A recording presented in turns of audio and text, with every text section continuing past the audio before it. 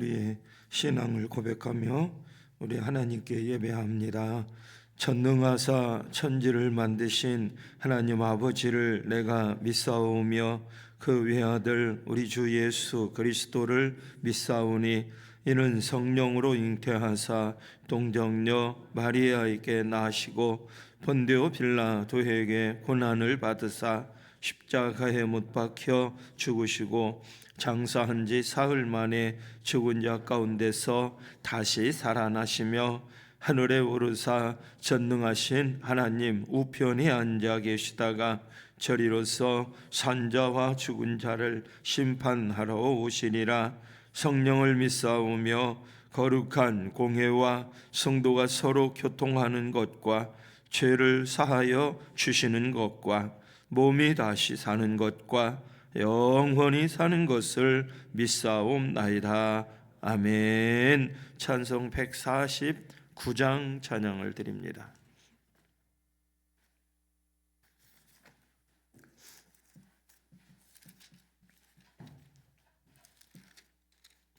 (149장) 찬송입니다.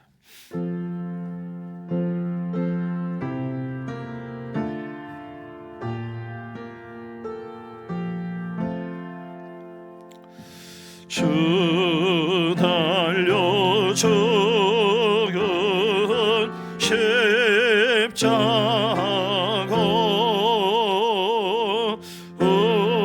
우리가 생각할 때에 세상에 속한 욕심을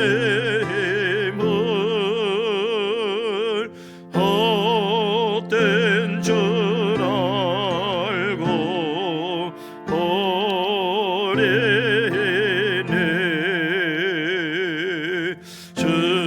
죽으신 그 주 밖에는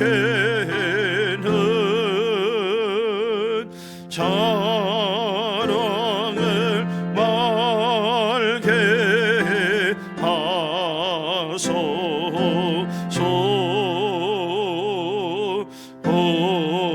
보혈의 공로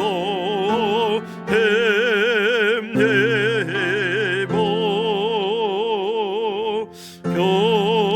교만한 마음을 버리네. 못 박힌 손발 보내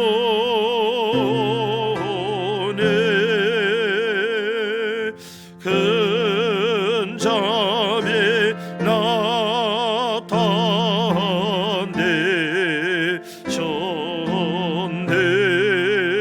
나타내셨네. 가시로 만든 멸류관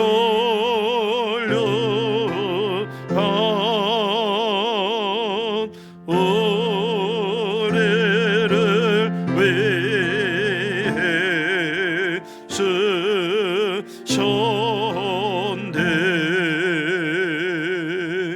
온 세상 만물 가져도 주네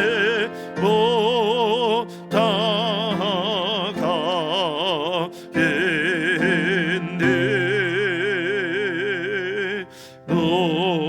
놀라운 사랑 받은 나 몸으로 재물 삼겠네.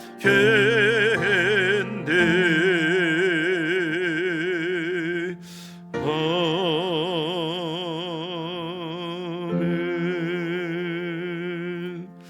하나님 말씀은 요한복음 오늘은 18장에서 보겠습니다.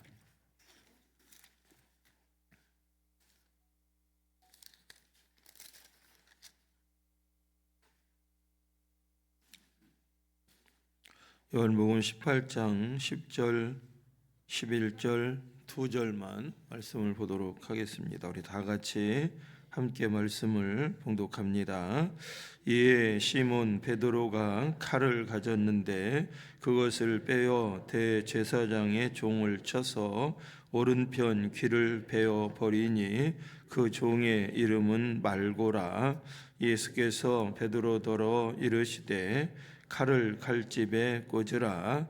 아버지께서 주신 잔을 내가 마시지 아니하겠느냐 하시니라. 아멘. 예수님께서 십자가에 고난 받으시고 또 우리를 위해서 죽으신 날을 기념하는 성금요일 새벽을 깨우시는 여러분 모두에게 하나님의 십자가의 은혜가 충만히 임하기를 주의 이름으로 축원합니다. 이번 한 주간 특세로 새벽을 깨웠는데 또 힘드신 분도 계시지 않았을까 싶어요. 그런데 끝까지 오늘까지 참여해서 함께 기도한 여러분들을 격려하고 위로합니다. 그리고 또 많은 분들이 새벽을 깨워서 함께 기도해서 너무 감사합니다. 오늘 저녁에는 성금요일로 또 금요 기도로 함께 모이는데 오늘 밤에 함께 모여서 또 기도하며 주님의 십자가의 은혜를 마음에 새길 수 있는 복된 시간이 됐으면 좋겠습니다. 예수님은 우리가 잘 알고 있는 것처럼 늘 기도하시는 분이셨죠. 사역을 시작하는 공생의 시작도 40일 동안 금식하며 기도하셨고 12명의 제자들을 선택하실 때도 기도하신 후에 또 12명의 제자들을 선택하셨고 또 날마다 말씀을 가르치고 복음을 전파하시고 병든 자를 치료하시면서도 틈틈이 때때마다 하나님 앞에 기도하시는 예수님의 모습을 기록하고 있고 그렇게 공생애를 기도로 시작하신 예수님은 마지막 십자가를 앞에 두고도 겟세마네에 올라가셔서 기도하신 예수님의 모습을 성경은 우리들에게 보여주고 있습니다. 그러니까 예수님은 처음과 끝이 다 기도로 일관되었던 예수님의 모습을 성경은 우리들에게 보여주고 있습니다. 누가는 예수님의 그런 모습을 누가복음 22장에서 이렇게 얘기하죠. 예수께서 나가사 습관을 따라 감람산에 가셨다. 성경은 그렇게 말씀하고 있습니다. 그냥 몸에 배어 있는 삶의 자세가 기도였다. 성경은 그렇게 말씀하고 있죠. 저도 여러분들도 그렇게 기도 생활을 통해서 승리하는 신앙인이 될 수 있기를 주님의 이름으로 축원합니다. 내 몸에 배에 있어야 돼요. 기도가 몸에 배어 있어서 늘 하나님과 교통하는 삶을 영위해 나가는 신앙인이 되면 참 얼마나 좋을까 하는 생각을 또 예수님의 모습을 보면서 또 하게 됩니다. 예수님은 마지막 겟세마네 동산에 올라가셔서 기도하실 때 우리가 잘 알고 있는 것처럼 만일 할만하시거든 이 잔을 내게서 지나가게 하옵소서 기도하시고 그러나 나의 원대로 마시고 아버지의 원대로 하옵소서라고 그렇게 기도하시는 예수님의 모습 기도의 내용을 우리들은 너무나 잘 알고 있어요. 예수님은 좋은 일이든 나쁜 일이든 사역을 시작할 때나 사역을 마무리할 때나 십자가를 져야 될 때나 그렇지 않을 때나 언제나 예수님은 기도하셨다. 성경은 이야기를 해주고 있습니다. 우리의 삶도 역시 마찬가지로 삶의 시작과 끝 다 기도이어야 될 줄로 믿습니다. 기도하면 살고 기도하지 않으면 죽습니다. 기도는 영적인 생명의 젖줄인 줄로 믿습니다. 많은 신앙인들이 신앙생활을 감으로 하려고 그럽니다. 우리 가운데도 있지 않을까 싶어요. 그러나 신앙생활은 감으로 하는 게 아니에요. 신앙생활은 감으로 하는 게 아니라 신앙생활은 기도생활이어야 하는 겁니다. 너무나 많은 사람들이 자신의 감으로 신앙생활을 하고 감으로 하나님의 뜻을 판단하려고 그럽니다. 그건 아주 잘못된 신앙의 모습이죠. 우리가 이 세상의 삶을 영위하려면 계속 호흡하고 공기를 들여 마셔야 되는 것처럼 우리로 하여금 하나님과 늘 교제하며 영적 생활에서 승리하는 삶을 영위해 나가기 위해서는 기도해야 한다. 기도하는 사람과 기도하지 않는 사람은 어떤 문제나 어떤 삶의 결정을 내릴 때 삶의 방식이 완전히 다릅니다. 그게 실상은 오늘 이 요한복음 18장에 기록이 되어져 있죠. 예수님의 모습을 성경은 우리들에게 기도하시다가 잡히시는 예수님의 모습으로 성경은 우리들에게 보여주고 있어요. 그런데 예수님께서 오늘 행한 모습을 보면 참 멋있는 예수님의 모습을 성경은 우리들에게 말씀해 주고 있습니다. 오늘 본문 18장 2절에 가보면 이런 말씀을 하고 있어요. 예수를 파는 유다도 그곳을 알더라. 성경 그렇게 얘기를 합니다. 예수님께서 겟세마네 동산에 올라가셔서 하나님 앞에 기도하러 가셨는데 그 기도하는 장소를 유다도 알고 있었다. 그렇게 요한은 기록해 놓고 있어요. 왜 그 이야기를 써놨을까요? 예수님은 유다가 예수님을 팔아서 이제 겟세마네 동산에서 기도하면 군인들이 오게 될 것을 알고 계셨어요. 유대인들이 와서 잡아가는 게 아니라 로마 군사들이 당신을 잡아가게 될 것을 알고 계셨어요. 여러분 같으면 그런 상황에서 기도할 때 어디 가서 기도할 것 같아요? 저 같으면 예루살렘을 떠나서 기도할 것 같아. 왜냐하면 유다가 못 찾아오게. 유다가 전혀 알 수 없는 곳에 가서 기도해도 돼요. 그런데 오늘 본문은 요한은 그렇게 얘기를 하고 있어요. 유다가 모르는 장소가 아니라 유다도 그곳을 알고 있었다. 그러니까 예수님은 기도할 때 군병들이 당신을 찾으러 왔을 때, 유다가 자기를 잡으러 왔을 때 그 자리가 어디인지 알 수 있도록 예수님께서는 유다도 알고 있는 장소 겟세마네 가서 기도하고 계셨다. 그 예수님께서 기다리고 계실 것처럼 그렇게 유다도 알고 있는 장소에 가서 기도하셨다. 성경이 그렇게 얘기를 하고 있어요. 그리고 이제 군인들이 횃불과 무기를 가지고 예수님을 잡으러 오는 것입니다. 그때 예수를 찾는다고 얘기할 때 예수님께서 당당하게 얘기를 해요. 내가 그니라 라고 얘기를 해요. 8절에 가보면 나를 찾거든 이 사람들이 가는 것을 용납해라 라고 말씀하시는 예수님의 모습도 성경은 우리들에게 보여주고 있어요. 그리고 우리가 읽은 11절 보면 예수님은 베드로를 향해서 아버지께서 주신 잔을 내가 마시지 아니하겠느냐라고 당당하게 십자가의 길을 걸어가겠노라고 말씀하시는 예수님의 모습을 성경은 우리들에게 보여주고 있어요. 그러니까 이런 예수님의 모습을 살펴보면 우리가 기도할 때 하나님이 우리에게 주신 사명을 잘 감사함으로 감당할 수 있는 신앙인이 될 수 있다는 겁니다. 기도할 때 사명을 감당할 수 있는 힘을 공급받을 수 있게 되는 줄로 믿습니다. 기도할 때 십자가를 제대로 짊어지고 걸어갈 수 있는 신앙인이 될 수가 있는 거죠. 교회는 세상하고 다릅니다. 세상은 조직을 짜고 여러 가지 방법들을 동원해서 일을 행해 나갑니다. 그러나 그 세상은 그 조직으로 움직여 가는 곳이지만 교회는 세상 조직과는 다르기 때문에 조직으로도 물론 조직도 필요하죠.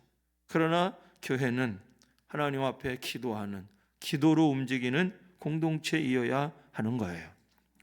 교회는 기도하는 사람에 의해서 움직여가는 공동체이어야 하는 것입니다.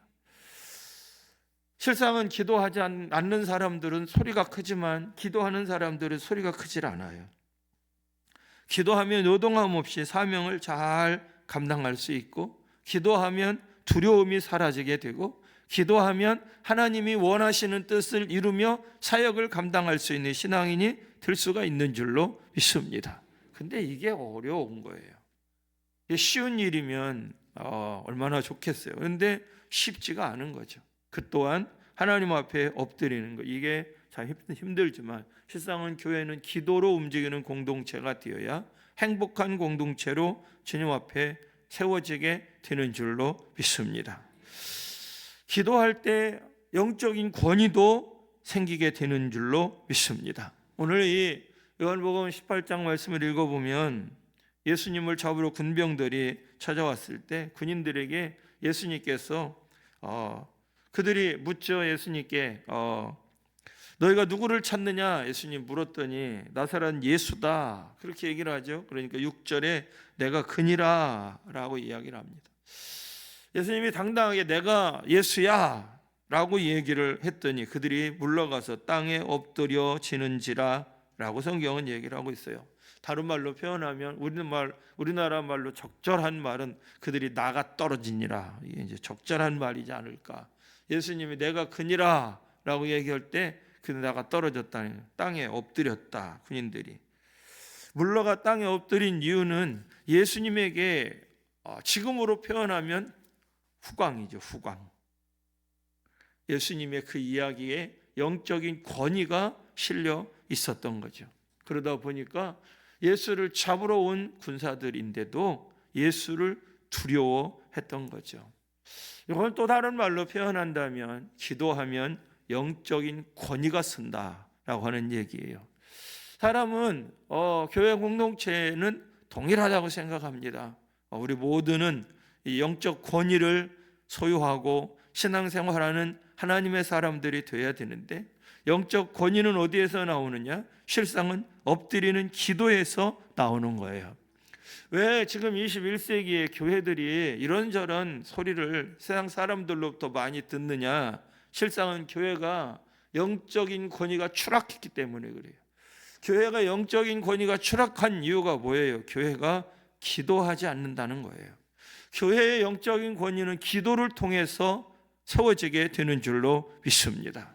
그래서 성도는 영적인 권위가 있어야 되는데 성도도 역시 마찬가지로 기도를 통해서 영적인 권위가, 영적인 파워가 있어야 되는 줄로 믿습니다. 예수님은 기도함으로 말미암아 영적인 파워가 있었다. 저는 우리 교회가 기도하는 공동체로 하나님 앞에 멋있게 서서 정말 영적 권위가 있는 교회가 될 수 있기를 바라고요. 한국 교회가 그렇게 영적인 권위를 갖고 세상 속에서 하나님의 뜻을 이루어가는 교회로 세워질 수 있게 되기를 간절히 원하는 거죠. 여러분, 우리는 한국 교회를 위해서 기도 많이 해야 합니다. 우리나라가 교회로 가야 돼. 사람들은 복 받으려면 교회 가야 돼. 예수 믿고 구원받아야 돼. 막 영적인 부흥이 일어났던 1970년대, 80년대는 정말 많은 그리스도인들이 기도했어요. 교회마다 기도에 불이 붙었고 우리나라 산마다 기도원마다 사람들이 꽉꽉 차서 기도하는 나라였던 거예요. 근데 지금은 기도원을 다 내놨어요. 사람이 안 오니까. 기도원의 역할을 전혀 못해요. 기도하지 않습니다. 그러니까 교회는 교회대로 영적인 권위가 실추되어서 사람들의 입방아 오르내리고 세상 사람들이 때로는 손가락질하고 그래서 손가락질을 당하는 그런 모습으로 전락해버리고 말았어요. 제가 어렸을 때만 해도 고난주간에는 다 금식하며 하나님 앞에 기도했어요. 고난주간 특세 5일 한 그런 교회가 없었어요. 기본 다 21일은 했어요. 21일을 새벽으로 밤으로 기도하면서 주님의 십자가의 길을 걸어가고 그렇게 애쓰며 간구했어요. 그런데 5일도 버거워해요. 기도하지 않습니다. 금식 죽는 줄 알아요. 예전에는 저 고등학교 다닐 때도 금식했어요. 고난주간이 되면 주님의 십자가의 고난을 묵상하며 하나님 앞에 금식했어요. 기도원에 가서 올라가서 기도할 때도 많은 사람들이 금식하며 기도했어요. 기도원에 머무는 동안은 다 금식했어요. 지금은 이제 세상이 바뀌었어요. 시컷 먹고 힘을 얻어서 기도해야 된다고 얘기를 해요. 그것도 맞는 말이죠. 많이 먹고 기운이 있어야 부르짖어 기도할 수 있으니까. 그런데 금식해도 부르짖어 기도할 수 있는 힘을 하나님은 공급해 주시는 분인 거죠. 기도를 통해서 그런 걸 경험해 봐야 기도의 용사가 될 수가 있는 거죠. 영적인 권위는 기도를 통해서 이루어지게 되는 거예요. 예수님의 모습이죠. 예수님과 함께 겟세마네 동산에 올라갔던 제자들, 예수님이 그들에게 내가 고민해서 죽게 되었으니까 나와 함께 깨어있어 기도해 달라고 부탁을 하지만 그들은 잠을 잡니다. 또 주님께서 그들을 향해서 시험에 들지 않게 깨어있어 기도해 달라고 간곡하게 부탁을 했지만 그들은 너무나 피곤해서 기도하고 싶었지만 기도하지 못하고 그들은 다 잠을 잤어요. 그 결과 어떻게 됐느냐? 두 가지의 현상이 나타났어요. 하나는 10절에 보면 이에 시몬 베드로가 칼을 가졌는데 그것을 빼어 대제사장의 종을 쳐서 오른편 귀를 베어 버리니 그 종의 이름은 말고라라고 성경은 말씀하고 있어요. 그러니까 베드로나 우리들이나 기도하지 않으면 비슷해요. 해야 할 시간에 기도하지 않으면 칼을 뽑아 휘두르는 것입니다. 칼을 뽑아 휘둘렀어요. 그래서 말고의 귀를 쳐서 그 귀를 떨어뜨렸다. 성경은 그렇게 우리들에게 이야기를 하고 있어요. 칼을 뽑는다. 오늘은 칼을 뽑지 않게 되기를 바랍니다. 저는 여러분들도 칼이 무엇입니까? 칼은 우리들에게는 혈기 상징합니다. 물질을 무력을 상징하기도 해요. 인간적인 생각, 세상적인 방법, 권모, 술수 다 칼에 해당되는 거죠. 우리는 그리스도인입니다. 그리스도인은 칼로 세상을 바꾸는 사람이 아니에요. 저는 요즘 중동 사태를 보면서 참 너무 안타까워요. 21세기에 이렇게 살기 좋은 시대에 달나라에 가고 막 우주선을 타고 날아다니고 하늘에 수많은 위성이 또 다니는 이 시대에 미사일로 사람을 공격해도 죽이는, 참 너무 안타깝죠. 너무 안타까워요. 어떻게, 그러니까 지도자 한 사람이 얼마나 중요한지를 우리는 뼈저리게 느끼는 거예요. 나라의 지도자들, 지금은요 세상이 지구촌이에요. 지구촌. 한 나라가 승하면 잘 될 것 같지만, 그 나라 잘 될 것 같지만 그 나라도 힘든 거예요. 온 세계가 다 고통 속에 빠지는 거예요. 누구 때문에? 한 사람 때문에. 제가 오죽하면 히틀러 같다 이렇게 생각을 했어요. 칼을 빼드는 거예요. 칼을 빼. 자기가 하고자 하는 일을 위해서 칼을 빼 마구 휘두르는 거예요. 자기들이 힘이 있다고 마구 휘두르는 것입니다. 많은 사람들이 지금도 삶을 영위하면서 내가 예수 믿는 사람이라고 얘기를 하는데, 예수 믿는 사람, 자기가 가지고 있는 직분, 그걸 가지고 자기가 가지고 있는 재력, 이런 것들을 가지고 막 휘둘러 수많은 사람들이 다치는 것입니다. 우리는 말씀과 기도로 세상을 바꿔나가고 변혁시켜 나가는 사람들이지 칼로 세상을 바꾸는 사람들이 아닌 거예요. 예수를 믿는 사람들은 소리쳐서 사람을 바꾸지 않아요. 몽둥이로 사람을 바꾸는 사람들이 아니에요. 기도로 사람을 바꾸는 사람들이죠. 그러려니까 눈물이 필요하고, 그러려니까 인내가 필요한 거죠. 베드로는 칼을 빼서, 그냥 세상적으로 볼 땐 멋있어요. 예수님의 12명의 제자 가운데 그래도 한 사람 정도는 칼 빼는 사람이 있어야 되지 않겠어요? 예수님을 보호해 주셔야. 예수님이 군병들에게 잡혀간다는데 아무도 칼 하나 빼지 않으면 예수님도 허탈하지 않았을까? 근데 예수님은 베드로를 향해서 정말 이렇게 세상적으로 인간적으로 볼 땐 충성스러운 종인데도 불구하고 예수님은 그를 향해서 이야기를 했죠. 칼집에 꽂으라고, 거기서 빼지 말라고. 예수께서 베드로에게 얘기를 하죠. 아버지께서 주신 잔을 내가 마시지 않겠느냐. 칼을 도로 꽂아둬라. 칼을 쓰는 자는 칼로 망한다. 주님이 말씀해 주신 거죠. 칼을 쓰면 안 된다. 마태는 이렇게 얘기해요. 칼을 가지는 자는 다 칼로 망하느니라. 칼이 있어야 될 곳은 칼집이지. 어지간해서는 칼집에서 칼이 나오면 안 되는 거예요. 왜냐하면 사람이 죽으니까. 자꾸만 우리 안에, 우리도 세상을 살아가면서 자꾸만 칼을 막 뽑고 싶어 하고, 뽑기도 하고, 휘둘르기도 하고 막 이래. 기도하지 않기 때문에 우린 조금만 빈틈 생기면 나도 모르게 칼에 손이 갑니다. 우리들이 보이지 않는 칼을 막 쓸 때가 있어요. 그때가 언제냐면 나 혼자 운전할 때 막 칼을 씁니다. 칼을 막 아무도 안 봐. 나 혼자 그냥 막 주님만 봐. 그래서 대화 중에 막 칼을 쓰는 사람들이 칼을, 고난의 때 칼을 막 씁니다. 누군가가 나의 자존심을 상하게 했을 때 우리는 칼을 뽑아 사용하고 싶어요. 손해가 생겼을 때 칼을 뽑아서 휘둘러요. 근데 주님은 우리들에게 얘기를 합니다. 칼을 가지는 자는 다 칼로 망한다. 네 칼을 칼집에 꽂아라. 기도하면 꽂을 수 있습니다. 기도해야 예수님처럼 칼을 뽑지 않고 주님의 길을 걸어갈 수가 있습니다. 예수님은 베드로를 향해서 이렇게 얘기를 하셨어요. 누가복음 22장에 가보면 너는 내가 내 아버지께 구하여 지금 12군단 더 되는 천사를 보내시게 할 수 없는 줄로 아느냐.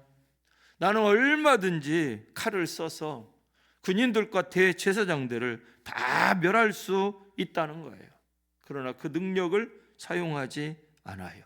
왜냐하면 누가복음 22장 54절에 가면 내가 만일 그렇게 하면, 칼을 쓰면 이런 일이 있으리라 한 성경이 어떻게 이루어지겠느냐. 칼을 쓰면 어떻게 하나님의 뜻이 이루어질 수 있겠느냐. 그래서 칼을 사용하지 않아요. 베드로는 칼을 썼어요. 그럼 다른 제자들은 어떻게 했을까요? 누가복음 22장에 가보면 제자들이 예수를 버리고 다 도망하니라. 성경은 그렇게 얘기를 하고 있어요. 기도하지 않으면 예수님 곁을 떠나요. 예수님과 함께 하지 않습니다. 기도하지 않으면 교회를 떠납니다. 사명을 버립니다. 자기가 주님 앞에서 어떤 일을 해야 하는지를 몰라요. 그냥 기도하지 않으면서 시험에 들었다고 이야기를 합니다. 그래서 예수 곁을 떠나는 것입니다. 끝까지 주님 곁에 있어야 되는데 끝까지 주님 곁에 있지를 않아요. 주님이 제자들에게 원하시는 것은 무엇이었을까요? 그 순간에 주님과 같이 기도하고 주님과 함께 골고다의 언덕길을 올라가는 것을 주님이 원하지 않으셨을까요? 그리고 주님께서는 제자들을 향해서 갈릴리로 가라 그랬으니까 갈릴리 가서 기다리는 것을 주님은 원하셨을 거예요. 그런데 제자들은 다 도망갔다고 성경은 이야기를 하고 있습니다. 사람은 누구나 기도하지 않으면 칼이 나와요.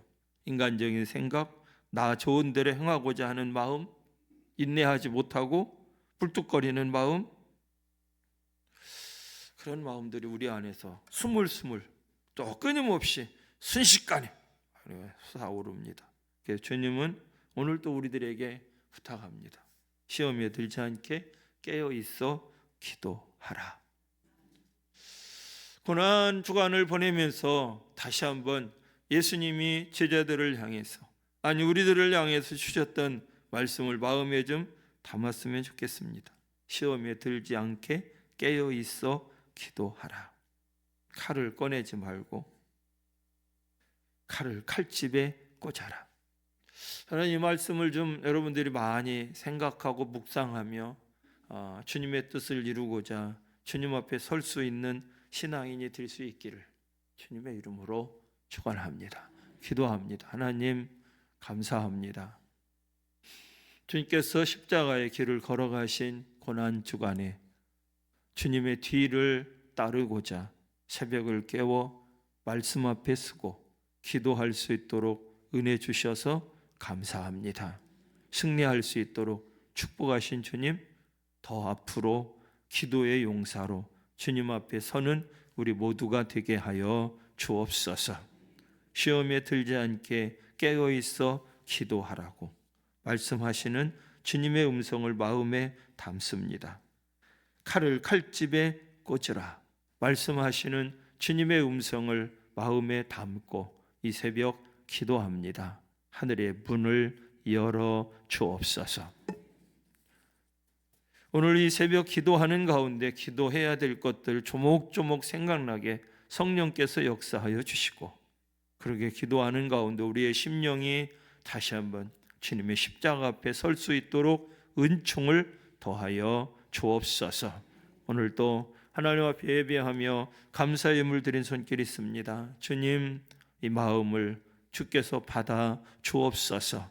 감사로 풍성한 삶 영위케 하여 주시옵시고, 기도하는 제목마다 다 응답받는 축복을 누리게 하여 주옵소서. 오늘 하루 성금요일 우리의 모습을 주님 앞에서 시간 돌아보며 주의 뒤를 따르고자 결단하며 주를 바라볼 수 있는 한 날 되게 하여 주옵소서. 오늘 하루의 삶 전체를 주님께 의탁하옵고 우리 주님 예수님의 이름으로 축복하며 기도드립니다. 아멘. 하늘에 계신 우리 아버지여, 이름이 거룩히 여김을 받으시오며 나라에 임하옵시며 뜻이 하늘에서 이루어진 것 같이 땅에서도 이루어지이다. 오늘날 우리에게 일용할 양식을 주옵시고 우리가 우리에게 죄 지은 자를 사하여 준 것 같이 우리 죄를 사하여 주옵시고 우리를 시험에 들게 하지 마옵시고 다만 악에서 구하옵소서. 대개 나라와 권세와 영광이 아버지께 영원히 있사옵나이다. 아멘.